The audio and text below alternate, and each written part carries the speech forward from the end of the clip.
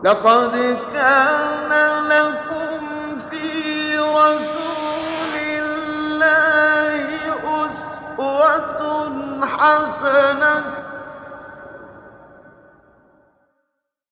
اعوذ باللہ من الشیطان الرجیم بسم اللہ الرحمن الرحیم اللہم صلی علی محمد وعلی آل محمد کما صلیت علی ابراہیم وعلی آل ابراہیم انک حمید مجید اللہم بارک علی محمد وعلی آل محمد کما بارکت علی ابراہیم وعلی آل ابراہیم انک حمید مجید۔ اب ہم نے جلد نمبر 3 شروع کر دی ہے، تو حدیث نمبر 2435 اب ہم پڑھ رہے ہیں۔ حضرت سمرہ سے روایت ہے، وہ رسول اللہ صلی اللہ علیہ وآلہ وسلم سے روایت کرتے ہیں کہ رسول اللہ صلی اللہ علیہ وسلم نے فرمایا، جب میں تمہیں کوئی حدیث بیان کروں تو مجھ سے زیادہ کا مطالبہ نہ کیا کرو، ایسا نہ کیا کرو کہ مجھ سے مزید پوچھو، جتنی میں بتاؤں اتنی سن لیا کرو خاموشی سے اور اسی پر ہی عمل کرنے کی کوشش کیا کرو۔ اور آپ نے یہ بھی فرمایا کہ 4 کلمات عمدہ ترین کلام ہیں اور وہ قرآن سے ہیں، تو جس لفظ کے ساتھ بھی شروع کرے گا کوئی حرج نہیں۔ اور وہ 4 کلمات کون سے ہیں؟ سبحان اللہ والحمد للہ ولا الہ الا اللہ واللہ اکبر۔ اب یہ کلمات جو رسول اللہ صلی اللہ علیہ وسلم نے بتائے ہیں، یہ سب سے بہترین کلمات ہیں۔ ان میں اللہ کی تسبیح ہے، اللہ کی حمد ہے، اللہ کی کبریائی کا اعلان ہے اور اللہ کی جو ہے تحلیل ہے۔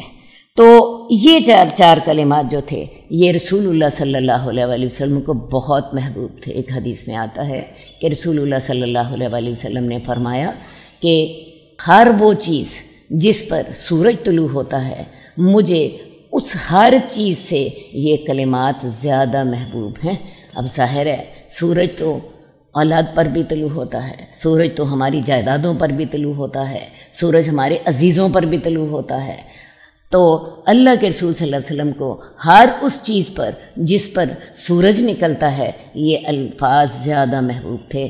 تو کیا مفہوم ہوا کہ رسول اللہ صلی اللہ علیہ وسلم کو یہ الفاظ اولاد، والدین، جائیداد، دنیا کی ہر چیز سے زیادہ پیارے تھے۔ اور یہ الفاظ کیا ہیں؟ سبحان اللہ والحمد للہ ولا الہ الا اللہ واللہ اکبر۔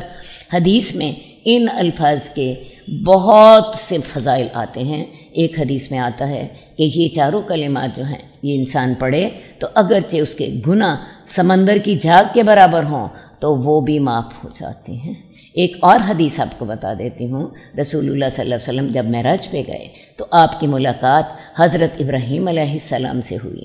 حضرت ابراہیم نے آپ سے کہا اپنی امت کو میرا سلام دینا، اور اس کے بعد انہوں نے فرمایا کہ جنت کی مٹی بڑی زرخیز ہے، اس کی جو آب و ہوا ہے وہ بڑی عمدہ ہے، اس کا پانی بڑا میٹھا ہے، اور جو چاہے جنت میں کاشتکاری کر لے، اور اس کی کاشتکاری ان 4 کلمات کے ساتھ ہو جاتی ہے۔ کون سے 4 کلمات؟ سبحان اللہ والحمد للہ ولا الہ الا اللہ واللہ اکبر۔ آپ ان میں سے چاہیں تو الحمدللہ پہلے کہہ لیں یا لا الہ الا اللہ پہلے کہہ لیں، کسی بھی کلمے کے ساتھ آپ آغاز کر دیں۔ یہ 4 کلمات جو ہیں وہ رسول اللہ صلی اللہ علیہ وآلہ وسلم کو بہت زیادہ محبوب تھے۔ جب بھی آپ ان کلمات کو پڑھیں تو اپنے دل میں یہ سوچ لیا کریں کہ یہ میرے نبی کو دنیا کی ہر چیز سے زیادہ محبوب تھے، اور ان کلمات کے ساتھ جنت میں شجر کاری ہو سکتی ہے۔ آپ ان میں سے ہر کلمے کے ساتھ جنت میں ایک درخت لگ جاتا ہے، اور یہ سوچ لیا کریں کہ جب ہر کلمے کے ساتھ جنت میں ایک درخت لگ جاتا ہے تو میں نے یہ 4 کلمات پڑھے تو 4 درخت جنت میں میرے لگ گئے، اتنی جگہ جنت میں تو میری ہو گئی۔ تو جب وہ 4 درخت میرے ہیں تو جنت کی اتنی جگہ کی وہ بھی تو میری ہے۔ تو یہ سارا کچھ سوچ کے ان کلمات کو بڑی محبت کے ساتھ اور بڑے خلوص کے ساتھ پڑھا کریں۔ انشاءاللہ تعالی یہ آپ کے لیے جنت میں جانے کا باعث ہوں گے، آپ کے گناہوں کی مغفرت کا باعث ہوں گے، اور جو ہیں ان کے میں نے بتایا کہ ان کے فضائل بہت ڈھیر سارے ہیں۔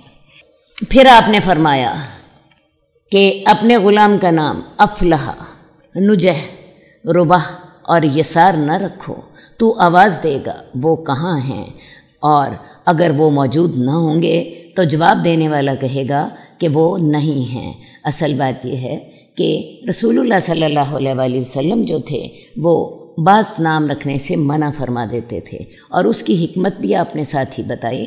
یہ 4 نام جن کا یہاں پہ ذکر ہے، میں ان کے آپ کو مفہوم بتا دیتی ہوں۔ افلاح کا معنی ہے کامیابی، کامیاب ہونے والا۔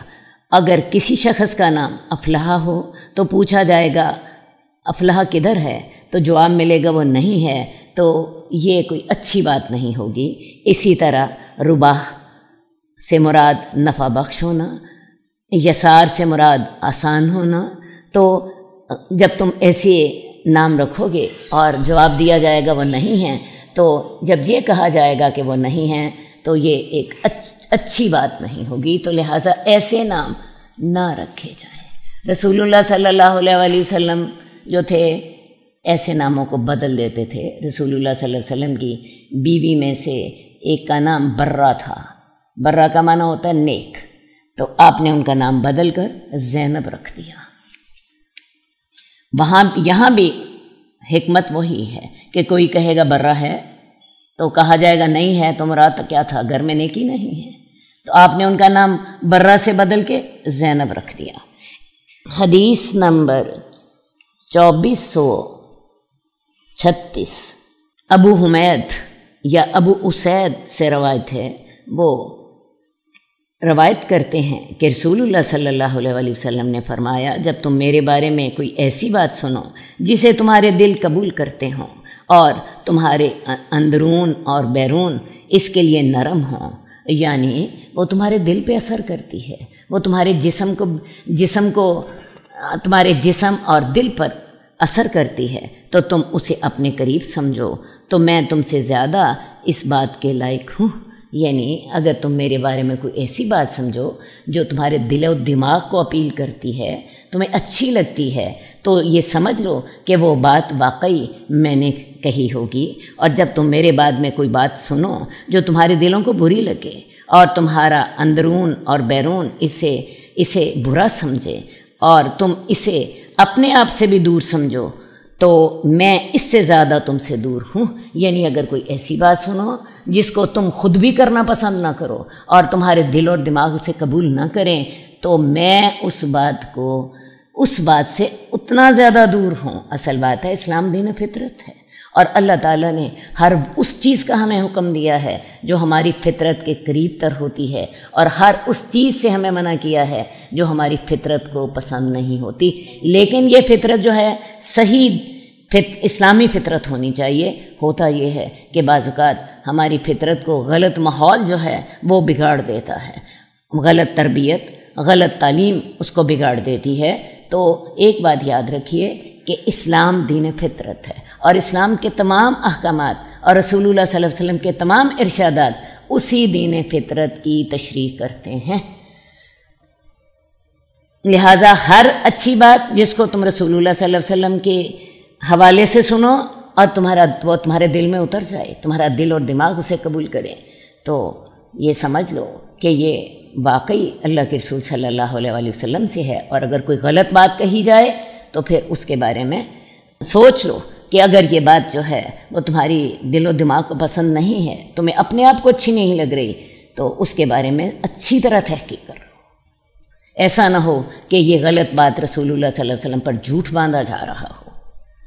حدیث نمبر 2438 حضرت عبداللہ بن عباس سے روایت ہے کہ ایک آدمی رسول اللہ صلی اللہ علیہ وآلہ وسلم کے پاس آیا اور اس نے کہا، میں نے رات کو خواب میں ایک سائبان دیکھا تھا جس سے گھی اور شہد ٹپک رہا تھا۔ میں نے لوگوں کو دیکھا، وہ اس سے چلو بھر بھر کر لے رہے تھے، کوئی زیادہ لے رہے تھے، کوئی تھوڑا لے رہے تھے، اور ایک رسہ تھا جو زمین سے آسمان کی طرف پہنچ رہا تھا۔ میں نے آپ کو دیکھا، یعنی رسول اللہ صلی اللہ علیہ وسلم کو دیکھا، آپ نے اس کو پکڑا اور اوپر چڑھ گئے۔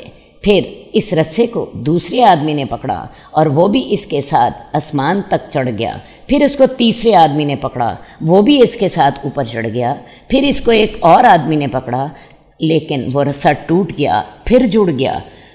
حضرت ابوبکر نے کہا، اے اللہ کے رسول، میرے ماں باپ آپ پر قربان ہوں، آپ مجھے اجازت دیں میں اس کی تعبیر بیان کروں۔ میرا خیال ہے معاملہ ایک دفعہ دیکھ لیتے ہیں۔ رسول اللہ صلی اللہ علیہ وسلم تشریف فرما ہیں، حضرت عبداللہ بن عباس بھی بیٹھے ہوئے ہیں۔ ایک آدمی اللہ کے رسول کے پاس آتا ہے، کہتا ہے کہ یا رسول اللہ، میں نے خواب دیکھا ہے، اوپر ایک بادل سا ہے، ایک سایہ سا ہے، اور اس سے گھی اور شہد ٹپک رہے ہیں، اور ایک رسہ ہے جو زمین سے لے کے آسمان تک پہنچ رہا ہے۔ آپ سب سے پہلے اس رسے کو پکڑتے ہیں اور آسمان تک پہنچ جاتے ہیں، پھر ایک اور شخص آتا ہے، وہ اس رسے کو کے ذریعے آسمان تک پہنچ جاتا ہے، پھر ایک اور شخص آتا ہے جو اس رسے کے ذریعے آسمان تک پہنچ جاتا ہے، پھر ایک اور شخص آتا ہے جو کہ اس رسے کے ذریعے آسمان تک پہنچنا چاہتا ہے، لیکن رسہ ٹوٹ جاتا ہے اور لیکن دوبارہ جڑ جاتا ہے۔ تو حضرت ابوبکر جو تھے انہوں نے کہا کہ اللہ کے رسول، میں کیا اس کی تعبیر کر دوں؟ اصل بات ہے جو خوابوں کی تعبیر کرنا ہے، یہ ایک خاص ذوق ہوتا ہے جو اللہ تعالیٰ کسی کسی کو عنایت فرماتے ہیں۔ تو حضرت ابوبکر بھی خوابوں کی اچھی تعبیر کر لیا کرتے تھے، تو حضرت ابوبکر نے رسول اللہ صلی اللہ علیہ وسلم سے اجازت چاہی کہ یا رسول اللہ، کیا میں اس کی تعبیر کر لوں؟ ایک اور بات جس کی طرف میں آپ کو توجہ دلانا چاہتی ہوں، حضرت ابوبکر کی بات کرنے کا انداز دیکھیے، یا رسول اللہ، میرے ماں باپ آپ پر قربان۔ کیا ہم نے بھی کبھی رسول اللہ صلی اللہ علیہ وسلم کی بات کرتے ہوئے اس طرح کا؟ بات ہے صحابہ کی ہر بات سے سیکھنا ہے، رسول اللہ صلی اللہ علیہ وسلم کے ہر حکم پر عمل کرنے کی کوشش کرنی ہے، اور صحابہ کے انداز کو دیکھنا ہے، وہ کیسے رسول اللہ صلی اللہ علیہ وسلم کے ساتھ ان کا رویہ ہوتا تھا۔ تو حضرت ابوبکر فرما رہے ہیں کہ اے اللہ کے رسول، میرے ماں باپ آپ پر قربان ہوں، آپ مجھے اجازت دیجئے کہ میں اس کی تعبیر بیان کروں۔ ایک بات تو یہ ہے کہ بات کا انداز کیا ہے، میرے ماں باپ آپ پر قربان۔ دوسری بات ہے آپ کی محفل میں بات کرنے کی اجازت لی جا رہی ہے، یہ نہیں کہ اٹھے تو بولنا شروع کر دیا۔ تو اسلام ہمیں یہ آداب سکھاتا ہے کہ جب بڑے بیٹھے ہوں، اللہ کے رسول صلی اللہ علیہ وآلہ وسلم تو خیر نبی تھے، لیکن آج بھی ہماری کسی محفل میں اگر بڑے بیٹھے ہوں تو چھوٹوں کو ان کی اجازت کے بغیر نہیں بولنا چاہیے۔ تو حضرت ابوبکر نے اجازت مانگی کہ میں اس کی تعبیر بیان کروں۔ رسول اللہ صلی اللہ علیہ وسلم نے انہیں کہا، تم اس کی تعبیر بیان کرو۔ حضرت ابوبکر نے فرمایا، یہ سائبان اسلام ہے، اور اس سے جو شہد اور گھی ٹپک رہا تھا وہ قرآن ہے، اور اس کی مٹھاس ٹپک رہی ہے۔ بس قرآن سے کچھ لوگ زیادہ حصہ لینے والے ہیں اور کچھ کم حصہ لینے والے ہیں۔ جتنا کسی کا شوق ہوتا ہے، جتنی کسی کی کوشش ہوتی ہے، وہ اتنا قرآن سے اپنا حصہ لے لیتا ہے۔ اور جو آسمان سے زمین تک پہنچنے والا رسہ ہے وہ حق ہے جس پر آپ قائم ہیں۔ اللہ تعالیٰ آپ کو اس کے ذریعے سربلند فرمائے گا، پھر اس کو ایک آدمی پکڑے گا، وہ بھی اس کے ساتھ بلندی پر فائز ہوگا، پھر اس کو ایک دوسرا آدمی پکڑے گا، وہ بھی اس کے ساتھ بلند ہوگا، وہ ایک اس کو تیسرا آدمی پکڑے گا تو وہ رسہ ٹوٹ جائے گا، پھر اس کو جوڑا جائے گا تو وہ بھی اس کے ساتھ بلند ہوگا۔ اے اللہ کے رسول، میرے والد آپ پر قربان ہوں، مجھے بتائیے کیا میں نے صحیح تعبیر کی ہے یا کہ غلط تعبیر کی ہے؟ رسول اللہ صلی اللہ علیہ وسلم نے فرمایا کہ کچھ صحیح کی ہے اور کچھ غلط تعبیر کی ہے۔ تو حضرت ابوبکر رضی اللہ تعالیٰ عنہ نے کہا کہ یا رسول اللہ، آپ کو اللہ کی قسم، آپ مجھے میری غلطی ضرور بیان فرمائیے۔ آپ نے فرمایا، اے ابوبکر، مجھے قسم نہ دو۔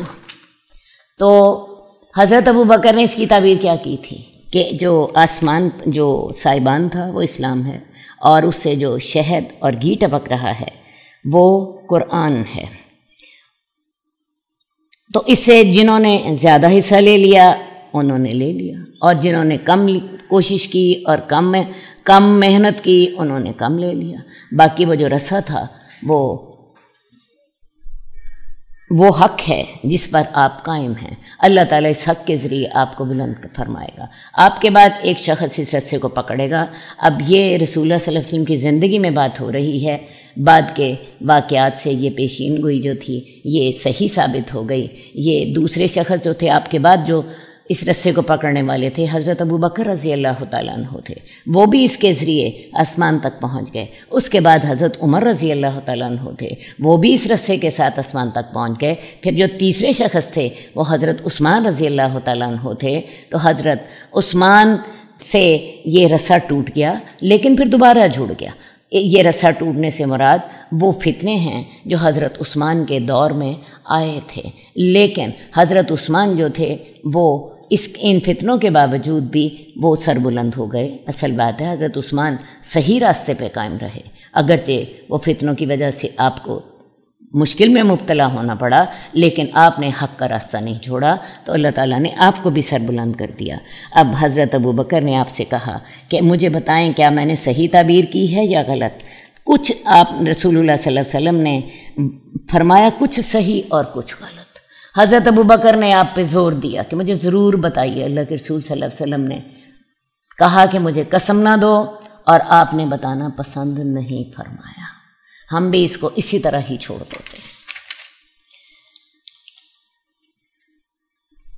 حدیث نمبر 2440 حضرت عائشہ سے روایت ہے، وہ کہتی ہیں کہ رسول اللہ صلی اللہ علیہ وسلم جب صحابہ کو حکم دیتے تو ان کاموں کے کرنے کا حکم دیتے جس کی وہ طاقت رکھتے تھے۔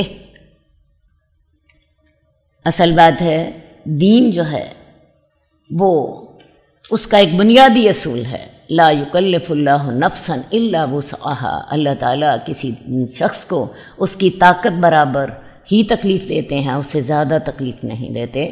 آپ دین کے تمام احکامات دیکھ لیجئے، نماز ہے، روزہ ہے، زکوٰۃ ہے، حج ہے، تمام میں اللہ تعالیٰ نے ہم پر اتنی ہی پابندیاں عائد کی ہیں، اتنا ہی فرض کیا ہے جتنا ایک انسان کر سکتا ہے۔ اس کی طاقت سے بڑھ کر بوجھ نہیں ڈالا۔ جہاں کہیں انسان بیمار ہوا یا اس کو کوئی مجبوری پیش آ گئی، اللہ تعالیٰ فوراً آسانی فرما دیتے ہیں۔ رمضان میں انسان بیمار ہے، اس کی طاقت سے بڑھ گیا ہے، اسے پیاس زیادہ لگ گئی ہے، اسے مشقت نے زیادہ تنگ کر دیا ہے، تو شریعت اجازت دیتی ہے وہ روزہ کھول لے۔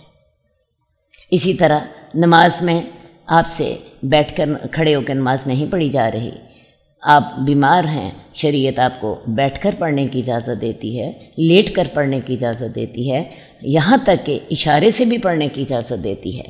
تو دین جو ہے وہ اس میں اصول یہی ہے کہ اللہ تعالیٰ کسی کو اس کی طاقت سے بڑھ کر تکلیف نہیں دیتا۔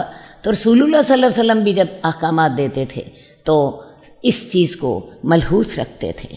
صحابہ نے کہا ہے اللہ کے رسول ہم آپ کی طرح تو نہیں، اللہ تعالیٰ نے تو آپ کے اگلے اور پچھلے سارے گناہ معاف فرما دیے ہیں۔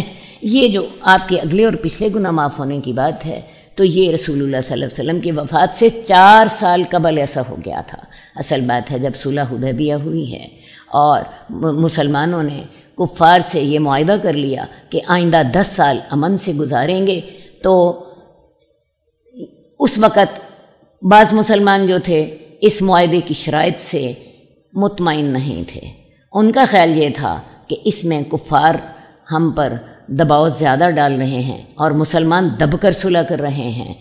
ویسے بھی مسلمان 6 سال کے بعد احرام باندھ کر عمرہ کرنے کے لیے آئے تھے، اور جب ان کو یہ پتہ چلا کہ صلح حدیبیہ کی شرائط میں سے ایک شرط یہ بھی ہے کہ مسلمان اس سال عمرہ نہ کر سکیں گے، تو انہیں یہ بات پسند نہیں آئی۔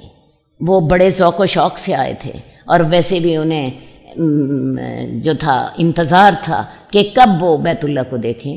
کہاں روزانہ بیت اللہ میں جاتے تھے جب وہ مکے میں ہوتے تھے، اور اب مدینہ ہجرت کے بعد 6 سال گزر چکے تھے، بیت اللہ کی شکل تک نہ دیکھی تھی۔ تو ان کو جب یہ پتہ چلا تو ان کو بڑی سخت تکلیف ہوئی۔ تو بہرحال جب صلح حدیبیہ ہو گئے تو ہونے کے بعد رسول اللہ صلی اللہ علیہ وآلہ وسلم جو تھے یہ واپسی کے سفر پر جا رہے ہیں، تو اس وقت سورہ فتح نازل ہوئی تھی، اور سورہ فتح کا آغاز ان آیات سے ہو رہا تھا۔ इन्ना फ़तहना लक फ़तहम मुबीना लियग़फ़िर लक अल्लाहु मा तक़द्दम मिन ज़ंबिका व मा तअख़्ख़र व युतिम्म निअमतहु अलैका व यहदियक सिरातम मुस्तक़ीमा। ए नबी, हमने आपको वाज़ेह फ़तह अता की है ताकि अल्लाह ताला आपके अगले और पिछले गुनाह माफ़ फरमा दे। तो रसूलुल्लाह सल्लल्लाहु अलैहि वसल्लम ने उस वक्त बहुत ज़्यादा खुशी का इजहार फरमाया था। आपने कहा था अब आज मुझ पर ऐसी आयत नाजिल हुई है जो मुझे हर चीज़ से ज़्यादा अजीज़ है। और क्यों ना अजीज़ होती, अगर हमें भी पता चल जाए कि हमारे अगले और पिछले गुनाह अल्लाह ने माफ़ कर दिए हैं और अल्लाह हमसे राज़ी हो गया है, तो एक मुसलमान जो कि अपनी सारी ज़िंदगी इसी उम्मीद में गुजारता है तो उसको भी खुशी होगी। तो वो तो फिर अल्लाह के रसूल सल्लल्लाहु अलैहि वसल्लम का मामला था। तो लिहाजा ये जो हुक्म है कि आपके अल्लाह ताला ने अगले और पिछले गुनाह माफ़ फरमा दिए हैं, ये आयत सुलह हुदैबिया के बाद आपकी वफ़ात से 4 साल कबल उतर चुकी थी। तो सहाबा ने जब ये बात सुनी कि उतना अमल करो जितनी तुम ताकत रखते हो, तो सहाबा ने कहा या रसूलल्लाह, आपके तो अगले और पिछले गुनाह माफ़ हो चुके हैं। तो आप इस पर नाराज़ हुए, यहाँ तक कि आप गुस्सा आपके चेहरे से ज़ाहिर हो रहा था। और फिर आपने फरमाया, मैं तुमसे ज़्यादा अल्लाह से डरने वाला और अल्लाह के बारे में तुमसे ज़्यादा इल्म रखने वाला हूँ। लिहाजा अगर कोई ये शख्स समझता है कि वो ऐसी नेकी करेगा जो रसूलुल्लाह सल्लल्लाहु अलैहि वसल्लम ने नहीं की थी, इसका मतलब ये है कि वो ये समझता है कि वो अल्लाह के रसूल से ज़्यादा इल्म रखने वाला है और वो अल्लाह के रसूल से ज़्यादा डरने वाला है। जबकि अल्लाह से सबसे ज़्यादा डरने वाले भी रसूलुल्लाह सल्लल्लाहु अलैहि वसल्लम थे और अल्लाह के बारे में सबसे ज़्यादा इल्म रखने वाले भी आप ही थे। तो लिहाजा हमारा अमल क्या होना चाहिए, जैसा रसूलुल्लाह सल्लल्लाहु अलैहि वसल्लम ने अमल किया है उसके मुताबिक अमल करें। जहाँ आपने रोका रुक जाइए, जहाँ आपने हुक्म दे दिया वहाँ पे चल पड़े। बेहतरीन रास्ता किसका है? रसूलुल्लाह सल्लल्लाहु अलैहि वसल्लम का। और आपके रास्ते से बढ़कर कोई नेकी नहीं है और आपके रास्ते पर चलना ही सबसे बेहतरीन है। ये बात मैं इसलिए कह रही हूँ कि आज बहुत से लोग जो हैं ऐसी नेकियां करते हैं जो कि अल्लाह के रसूल सल्लल्लाहु अलैहि वसल्लम ने नहीं की। तो याद रखिए, रसूलुल्लाह सल्लल्लाहु अलैहि वसल्लम के रास्ते पर चलकर ही हमें कामयाबी मिल सकती है। नेकी वो है जिसको अल्लाह के रसूल सल्लल्लाहु अलैहि वसल्लम नेकी कहें और बुराई वो है जिसको अल्लाह के रसूल सल्लल्लाहु अलैहि वसल्लम बुराई कहें। इस बात को जब भी नेकी करें तो अपने सामने रखिए। हदीस नंबर 2441 अबू उस्मान नाहदी से रवायत है। वो कहते हैं कि मैं हज़रत उमर के पास था और वो लोगों को खुतबा दे रहे थे। उन्होंने अपने खुतबे में कहा कि रसूलुल्लाह सल्लल्लाहु अलैहि वसल्लम ने फरमाया था कि मैं अपनी उम्मत पर सबसे ज़्यादा खौफ हर मुनाफिक और चरब ज़ुबान आदमी से रखता हूँ। यानी रसूलुल्लाह सल्लल्लाहु अलैहि वसल्लम को किस बात का खौफ था कि मेरी उम्मत में बहुत से लोग मुनाफिक होंगे। और मुनाफिक की आपने सिर्फ कौन सी बताई? मुनाफिक बहुत चरब ज़ुबान होता है। असल बात यह है, मुनाफिक कहते किसको हैं? मुनाफिक वो शख्स होता है जो कि ज़बान से तो दीन का इकरार करे, ज़बान से तो मुसलमान होने का इकरार करे, लेकिन उसके दिल में इस्लाम ना हो, उसके दिल में ईमान ना हो। तो और उसकी 4 निशानियाँ अहादीस में बताई जा रही हैं। यहाँ पर जो निशानी बताई गई है वो है कि वो चरब ज़बान होता है।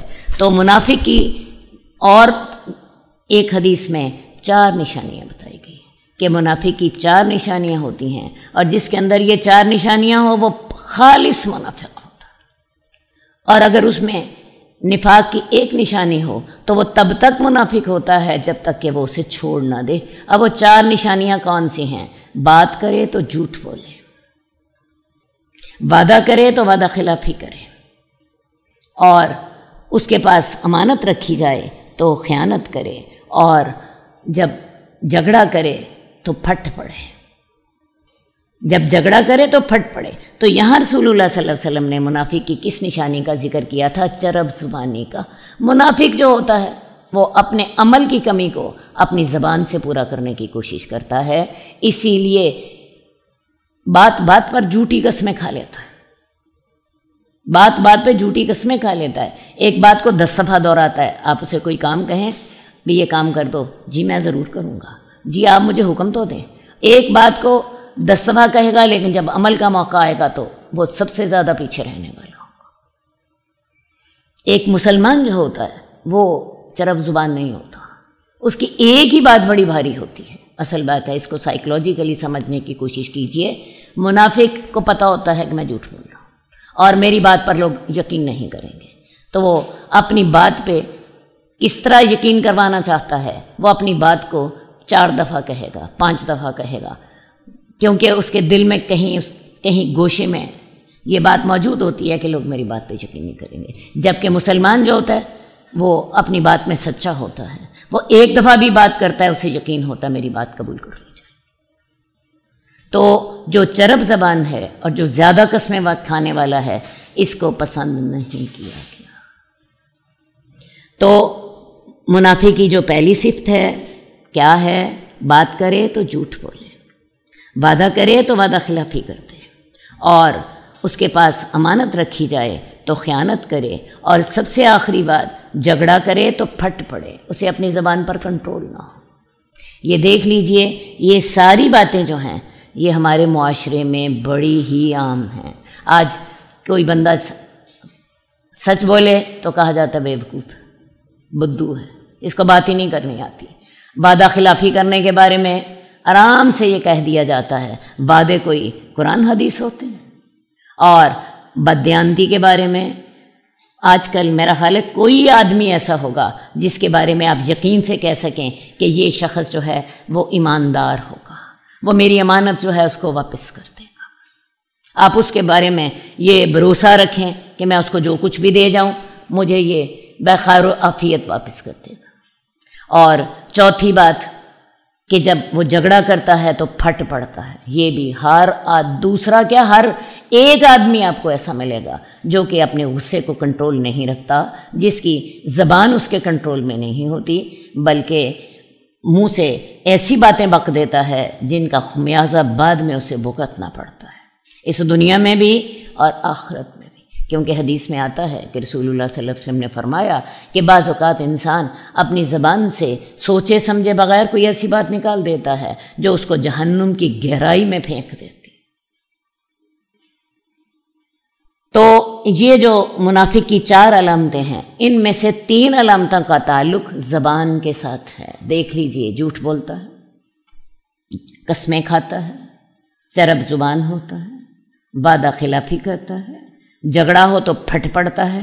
ان تمام باتوں کا تعلق زبان سے ہے، لہٰذا ایک ہی کام کریں، اپنی زبان کو کنٹرول میں رکھیں۔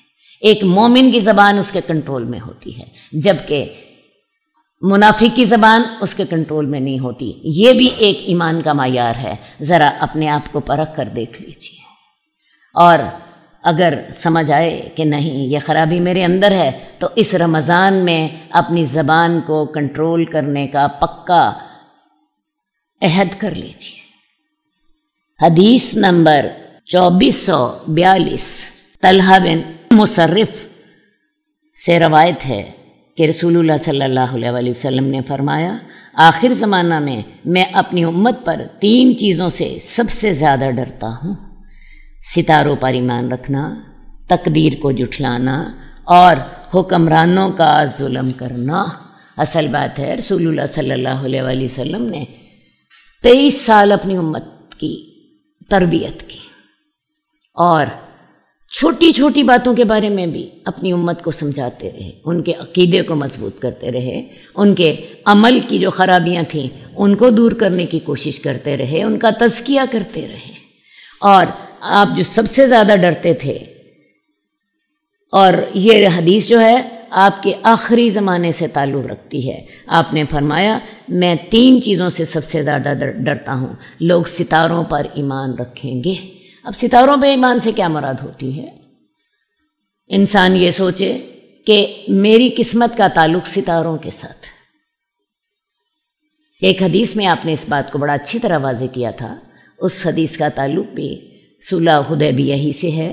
حدیبیہ کے مقام پر جب آپ ٹھہرے ہوئے تھے تو ایک رات بارش ہوئی، آپ نے اس کی صبح فجر کی نماز پڑھائی اور صحابہ سے کہا تمہیں پتہ ہے تمہارا رب تمہارے بارے میں کیا کہتا ہے؟ صحابہ کہنے لگے کہ یا رسول اللہ آپ بتا دیجئے۔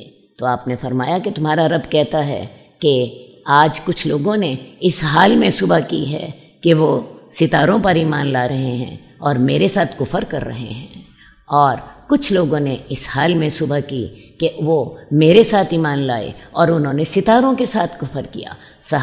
صحابہ نے پوچھا یا رسول اللہ وہ کیسے؟ تو آپ نے فرمایا کہ جس شخص نے یہ سوچا کہ بارش جو تھی وہ ستاروں کے اثرات کے ساتھ ہوئی تھی تو وہ ستاروں پر ایمان لایا اور اس نے اللہ کے ساتھ کفر کیا، اور جس نے یہ عقیدہ رکھا کہ بارش اللہ کے حکم سے ہوئی تھی وہ اللہ پر ایمان لایا اور اس نے ستاروں کے ساتھ کفر کیا۔ تو یہ جو معاملہ ہے یہ آج بھی امت کے اندر موجود ہے۔ صحابہ تو آپ کہہ سکتی ہیں وہ دور جاہلیت کا تھا اور اللہ کے رسول نے جب انہیں سمجھایا تو وہ سمجھ گئے، لیکن اس امت کا کیا کریں جو سارا کچھ سننے اور سمجھنے کے باوجود یہی کام کرتی ہے۔ آج ہمارے ہر رسالے میں یہ کالم موجود ہوتا ہے اگلا ہفتہ کیسے گزرے گا اور ستارے کیا کہتے ہیں۔ کوئی میگزین، کوئی ہفت روزہ ہو یا کوئی ماہوار ہو، تمام میگزینز میں یہ 2 کالم ضرور آتے ہیں، آپ کا ہفتہ کیسا گزرے گا اور آپ کے ستارے کیا کہتے ہیں۔ اور ہماری نوجوان نسل میں سے ہر ایک کو پتہ ہوتا ہے میرا سٹار فلاں ہے اور میرا سٹار فلاں ہے۔ یہی ستاروں پر ایمان ہے۔ ایک مومن کا یقین ہوتا ہے کہ جو کچھ ہوتا ہے اللہ کے حکم سے ہوتا ہے، یہ ہمارے عقیدے کا معاملہ ہے۔ دوسری بات، تقدیر کو جھٹلانا۔ حالانکہ اللہ تعالیٰ نے اس دنیا کو پیدا کرنے سے 50,000 سال پہلے قلم پیدا کیا تھا اور قلم کو حکم دیا تھا لوگوں کی تقدیر لکھو، اور قلم نے تقدیر لکھ دی۔ یہ تقدیر اللہ کے پاس موجود ہے، اور ہر شخص کی جو عمر ہے، جو اس کی زندگی ہے، جو اس کے عمل ہیں، جو اس کی موت ہے، وہ بدبخت ہے یا نیک بخت ہے، یہ تمام باتیں اس کی بالکل ابتدا میں ہی لکھ دی جاتی ہیں۔ باقی ایک بات میں آپ سے ضرور کہنا چاہتی ہوں، آپ یہ نہ سمجھیے گا کہ جب ہماری تقدیر لکھ دی گئی تو ہمیں عمل کرنے کا کیا فائدہ۔ بڑی سیدھی سی بات ہے، وہ تقدیر آپ کو بتائی نہیں گئی، وہ تقدیر اللہ تعالیٰ نے اپنے لیے لکھی تھی، وہ آپ کو نہیں بتائی گئی۔ ہمیں صرف ایک ہی بات بتائی گئی ہے کہ اگر آپ نے نیکی کی تو آپ کو اجر ملے گا، اور اگر آپ نے گناہ کیا تو آپ کو سزا ملے گی۔ ہاں، اگر وہ تقدیر آپ کو بتا دی جاتی تو پھر تو آپ کہہ سکتے تھے کہ میری تقدیر میں سب کچھ لکھا ہے، میں اس کے اپوزٹ کیسے جا سکتی ہوں۔ لیکن مسئلہ سارا یہ ہے کہ یہ تقدیر لکھ کر اللہ تعالیٰ نے اپنے پاس رکھی ہے، اور ہمیں حکم یہ دیا ہے کہ تم اس بات پر ایمان لاؤ کہ اللہ نے تمہاری تقدیر لکھی ہے، اور اس کی حکمت بھی اللہ تعالیٰ نے ہمیں سورہ حدید میں بتا دی، لِكَيْ لَا تَأْسَوْا عَلَىٰ مَا فَاتَكُمْ وَلَا تَفْرَحُوا عَلَىٰ مَا آتَاكُمْ، تاکہ تم اس بات پر نہ اکڑو جو اللہ نے تمہیں دی، اور اس بات پہ غم نہ کھاؤ جو اللہ تعالیٰ نے تم سے لے لیا۔ اصل بات ہے انسان کی زندگی میں بہت سے معاملات ہوتے ہیں، کبھی اللہ کی نعمتیں آ رہی ہوتی ہیں، اس وقت ہمیں یہ سوچنا چاہیے کہ یہ اللہ کا فضل ہے جو اللہ تعالیٰ نے مجھے عطا فرما دیا ہے، جو یہ اللہ کی مہربانی ہے، اور اس کے ساتھ پھر انسان غرور میں اور تکبر میں مبتلا نہیں ہوتا۔ اور دوسری بات، بعض اوقات انسان کو صدموں سے دوچار ہونا پڑتا ہے، کوئی فوت ہو گیا، کوئی رشتہ ٹوٹ گیا، کوئی کاروبار میں گھاٹا ہو گیا، تو اس وقت یہ نہ سوچئے کہ اس میں میری غلطی تھی، اللہ کی تقدیر ایسی تھی۔ بعض ماؤں کو میں نے دیکھا ہے کہ وہ اتنا زیادہ حسرت کا شکار ہوتی ہیں، ہائے کاش میں اپنے بچے کو فلاں ڈاکٹر کے پاس لے جاتی، فلاں اسپیشلسٹ کے پاس لے جاتی، میرا بچہ بچ جاتا۔ ارے بھی نہیں، اس نے نہیں بچنا تھا، اللہ کی تقدیر ایسے ہی تھی۔ تو اللہ تعالیٰ نے یہ تقدیر کا عقیدہ ہمیں اس لیے دیا ہے کہ تاکہ ہم جو ہے، اگر ہم پر اللہ کا فضل ہو تو یہ سمجھ لیں کہ یہ میری وجہ سے نہیں ہے، اپنے اوپر غرور نہ کیجیے، یہ اللہ کا فضل ہے، اور اگر کوئی تکلیف آ گئی یہ بھی اللہ کی طرف سے تھی اور یہ ہماری تقدیر میں تھی۔ اپنے آپ کو اس پر ملامت نہ کیجیے، ورنہ ہوتا کیا ہے، بعض لوگ اپنے آپ کو ملامت کرتے کرتے پاگل ہو جاتے ہیں۔ تو اللہ تعالیٰ نے ہمیں تقدیر کا عقیدہ دیا ہے، لیکن یاد یہ رکھیے یہ تقدیر آپ کو بتائی نہیں گئی ہے۔ تیسری بات، حکمرانوں کا ظلم کرنا۔ اب جب حکمران ظلم کرتے ہیں تو آپ یہ دیکھیے کہ وہ کس طرح ایک ایک فرد اس سے متاثر ہوتا ہے۔ میرا خیال ہے پاکستان کے لوگ اس بات کو بہت اچھی طرح جانتے ہیں۔ اللہ تعالی ہمارے حکمرانوں کی اصلاح فرمائے اور ہمیں ایسے اللہ تعالی حکمران عطا فرمائے جو کہ اپنے عوام کے حق میں اچھے ہوں، ان کے ساتھ دیانتدار ہوں، ان کے ساتھ مخلص ہوں۔ حدیث نمبر 2444 عبداللہ بن عمر سے روایت ہے کہ رسول اللہ صلی اللہ علیہ وسلم نے فرمایا، جس شخص نے مجھ پر جھوٹ بولا اس کے لیے آگ میں گھر بنا دیا جاتا ہے۔ اصل بات ہے رسول اللہ صلی اللہ علیہ وسلم پر جھوٹ بولنا ایک عام آدمی پر جھوٹ بولنے کی طرح نہیں ہے۔ رسول اللہ صلی اللہ علیہ وسلم جو بات بھی کرتے تھے قرآن مجید گواہی دیتا ہے، وما ینطق عن الہویٰ ان ہو الا وحی یوحیٰ، کہ اللہ کے رسول اپنی مرضی سے بات نہیں کرتے، جو وہ بات کرتے ہیں وہ وہی ہوتی ہے جو جو اللہ کی طرف سے آپ پر کی جاتی ہے۔ اسی لیے رسول اللہ صلی اللہ علیہ وسلم کا ہر لفظ، آپ کی ہر حرکت، آپ کا ہر فعل ہمارے لیے حجت ہے، ہمارے لیے حجت ہے۔ اب جو شخص رسول اللہ صلی اللہ علیہ وسلم پر جھوٹ باندھے، وہ بات آپ سے منسوب کر دے جو آپ نے نہیں کہی، تو اس نے بہت بڑا ظلم کیا۔ رسول اللہ صلی اللہ علیہ وسلم پر جھوٹ باندھنا عام آدمی جیسا نہیں ہے، کیونکہ اگر کسی شخص نے رسول اللہ صلی اللہ علیہ وسلم پر جھوٹ بولا تو پھر دین میں اضافہ ہو جائے گا، اور اسی اضافے کو بدعت کہتے ہیں۔ سنت پھر بدعت میں بدل جاتی ہے، دین تبدیل ہو جاتا ہے۔ میں ایک موٹی سی بات آپ کے ساتھ کرتی ہوں کہ رسول اللہ صلی اللہ علیہ وسلم کو آج دنیا سے گئے ہوئے تقریباً 1450 سال ہو گئے ہیں۔ آپ اندازہ کیجئے کہ اگر 1450 سالوں میں ہر سال میں ایک عالم نے آپ پر کوئی جھوٹی بات کرتی ہو تو دین میں 1450 نئی باتیں شامل ہو گئیں۔ دین کا حلیہ بدلا کہ نہ بدلا؟ اسی بات سے ہی آپ سمجھ لیجئے کہ دین کو اس کی صحیح شکل میں رکھنے کے لیے یہ اتنی سخت تحدید کی گئی ہے، اتنی سخت وعید سنائی گئی ہے کہ جس شخص نے رسول اللہ صلی اللہ علیہ وسلم پر جھوٹ بولا وہ اپنا ٹھکانہ آگ میں بنا لے۔ اب کوئی شخص کیا رسول اللہ صلی اللہ علیہ وسلم پر جھوٹ بول سکتا ہے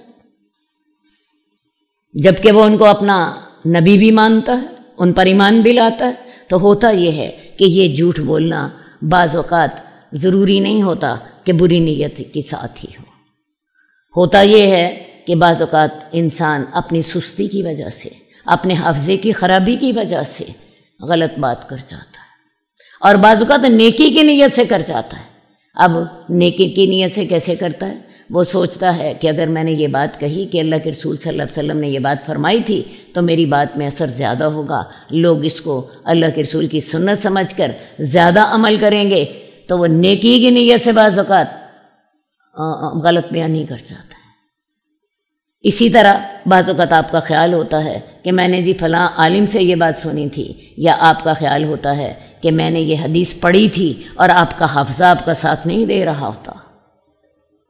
تو جو صورت بھی ہو، ایک بات یاد رکھیے، اللہ کے رسول صلی اللہ علیہ وسلم کا نام لے کر اگر آپ کوئی بات بیان کر رہے ہیں تو تب بیان کیجئے جب تک آپ 100% اس کے بارے میں یقین نہیں رکھتی کہ یہ بالکل بات وہی ہے جو کہ اللہ کے رسول صلی اللہ علیہ وسلم نے فرمائی تھی۔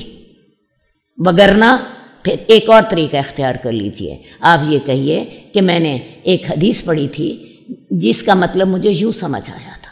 یہ الفاظ استعمال نہ کیجئے کہ اللہ کے رسول صلی اللہ علیہ وسلم نے ایسے کہا تھا، یوں کہہ دیجئے ایک حدیث کا مفہوم مجھے یوں سمجھ آیا تھا۔ آپ نے پھر نسبت اپنی طرف کر لی ہے کہ مجھے یہ بات اس طرح سمجھ آئی تھی. تو رسول اللہ صلی اللہ علیہ وسلم کی طرف اگر آپ نے نسبت کرنی ہے تو پھر آپ کو ضرور اس کو دوبارہ دیکھ لینا چاہیے اور آپ کو اسے اچھی طرح سمجھ بھی لینا چاہیے. اب اگلی بات یہ ہے کہ جب آپ اللہ کے رسول پر جھوٹ بولتے ہیں تو پھر کیا ہوتا ہے؟ دین تبدیل ہو جاتا ہے، سنت بدعت میں بدل جاتی ہے. اور یہ یاد رکھیں کہ جب دین جو ہے وہ بدعتوں میں سے تبدیل ہو جائے تو وہ پھر دین اصل دین نہیں رہتا، بلکہ وہ رسوم و رواج کا ایک مجموعہ رہ جاتا ہے. اور اس موقع پر رسول اللہ صلی اللہ علیہ وسلم کی وہ حدیث بھی یاد رکھی ہے کہ جس شخص نے ہمارے دین کے معاملے میں کوئی نئی بات کی جس کا اس کو علم نہیں تھا تو وہ مردود ہے، وہ رد کر دی جائے گی. ہر وہ چیز قبول کی جائے گی جو کہ رسول اللہ صلی اللہ علیہ وسلم نے جس کا حکم دیا. تو ہر بدعت گمراہی ہوتی ہے اور ہر گمراہی آگ میں ہوتی ہے. رسول اللہ صلی اللہ علیہ وسلم اپنے ہر خطبے میں یہ الفاظ فرمایا کرتے تھے، کل بدعت ضلالہ وکل ضلالۃ فی النار. ہر بدعت گمراہی ہے اور ہر گمراہی آگ میں ہے. حدیث نمبر 2449 حزام بن حکیم سے روایت ہے. وہ اپنے چچا عبداللہ بن سعد سے روایت کرتے ہیں کہ رسول اللہ صلی اللہ علیہ وسلم نے فرمایا کہ تم ایسے زمانے میں ہو جن میں فقیہ زیادہ ہیں اور خطیب کم ہیں، مانگنے والے کم ہیں، دینے والے زیادہ ہیں. اس زمانے میں عمل علم سے بہتر ہے. یعنی یہ دور کون سا تھا؟ رسول اللہ صلی اللہ علیہ وسلم کا اپنا دور، جس میں آپ نے صحابہ کی ایسی تربیت کر دی تھی کہ اکثر صحابہ جو تھے وہ دین کو بڑی اچھی طرح سمجھتے تھے. آپ نے فرمایا تم ایسے زمانے میں ہو جس میں فقیہ زیادہ ہیں. فقیہ سے کیا مراد ہے؟ دین کی سمجھ رکھنے والے. اور خطیب کم ہیں. خطیب کون ہوتے ہیں؟ خطیب اور فقیہ کو یہاں پہ ایک دوسرے کے اپوزٹ لایا گیا ہے.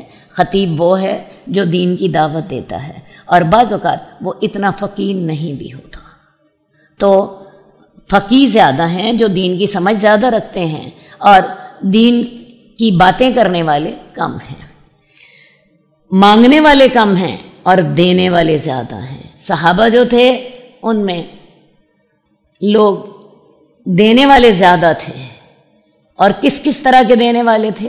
حضرت ابو طلحہ نے اپنا بیرحا کا باغ جو تھا، جو ان کا سب سے بہترین مال تھا، اللہ قرآن مجید میں جب یہ آیت اتری لن تنالوا البر حتی تنفقوا مما یحبون حتی تنفقوا مما تحبون، کہ تم تب تک نیکی کو نہیں پہنچو گے جب تک کہ وہ چیز خرچ نہ کرو جس سے تم محبت کرتے ہو.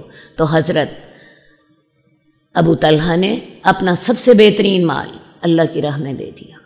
حضرت عمر رضی اللہ تعالیٰ عنہ کا واقعہ آتا ہے کہ رسول اللہ صلی اللہ علیہ وسلم کے پاس آئے اور کہنے لگے یا رسول اللہ، خیبر میں مجھے مال غنیمت میں سے حصہ ملا ہے اور یہ میری زندگی کا بہترین مال ہے، تو یا رسول اللہ مجھے اس کے بارے میں بتائیے کہ میں اس کو صدقہ کرنا چاہتا ہوں.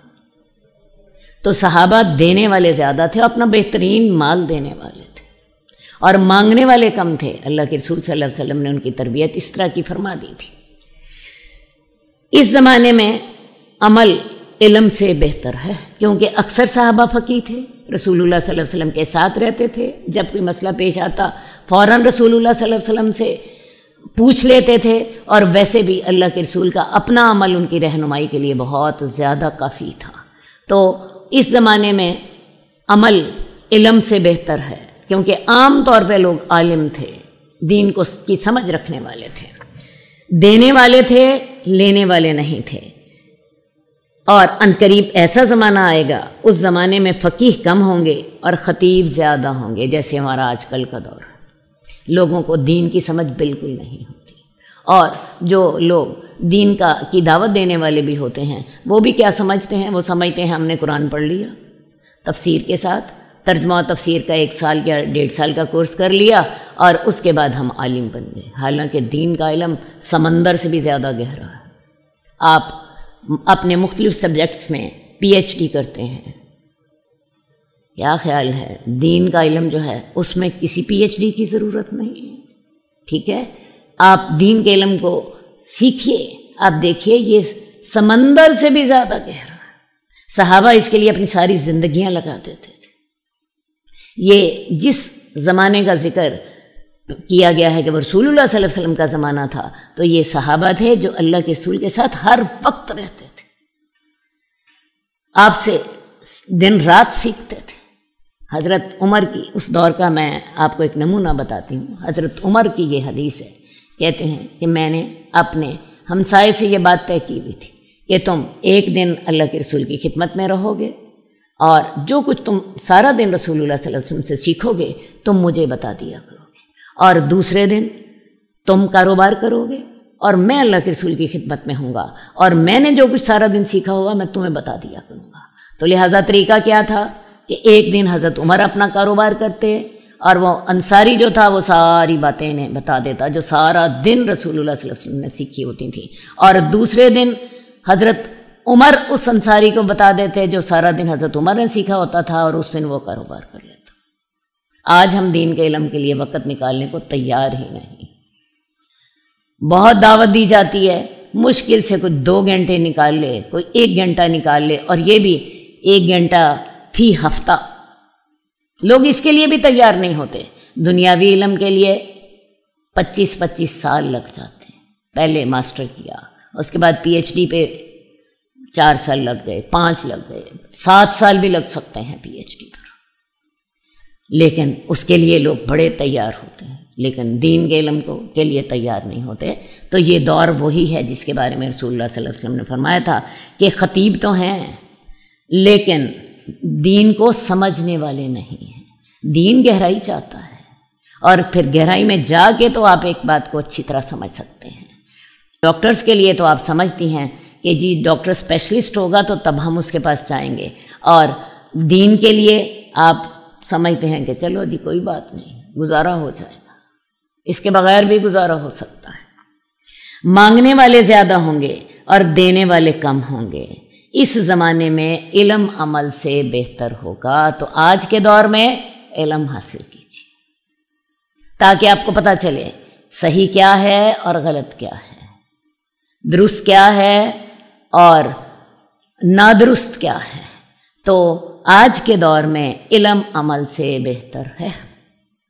اللہم صلی علی محمد وعلی آل محمد کما صلیت علی ابراہیم وعلی آل ابراہیم انک حمید مجید۔ اللہم بارک علی محمد وعلی آل محمد کما بارکت علی ابراہیم وعلی آل ابراہیم انک حمید مجید۔ مولاي صل وسلم دائما ابدا على حبيبك خير الخلق كلهم، مولاي صل وسلم